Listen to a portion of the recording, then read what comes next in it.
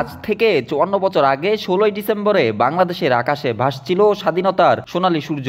মুক্তিযুদ্ধে শহীদদের ত্যাগের ফসল হিসেবে শোষণ ও নিপীড়ন থেকে মুক্ত হয়ে দেশ পেয়েছিল নিজস্ব মর্যাদা। এই দিনটি সারা দেশের জন্য শুধু ইতিহাসের একটি মাইলফলক নয়, এটি জাতির অহংকার ও গৌরবময় মুহূর্ত। চট্টগ্রামের কাঠটুলি সাগরপাড়ের স্মৃতিসৌধে সূর্যোদয়ের সাথে সাথে শুরু হয় বিজয় দিবসের অনুষ্ঠান। বিউগলের সুর ও ৩১ বার তোপধ্বনির মাধ্যমে আনুষ্ঠানিকভাবে বিজয় দিবসের কার্যক্রম শুরু হয়। বিজয় দিবসের প্রথম প্রহরে ফুল দিয়ে শ্রদ্ধা নিবেদন করেন চট্টগ্রাম জেলা প্রশাসক ফরিদা খানম এবং নগরের মেয়র ডাক্তার শাহাদাত হোসেন। এরপর বিভিন্ন সংগঠন, স্কুল ও সাধারণ মানুষ শহীদদের প্রতি শ্রদ্ধা জানাতে স্মৃতিসৌধে ফুল অর্পণ করেন।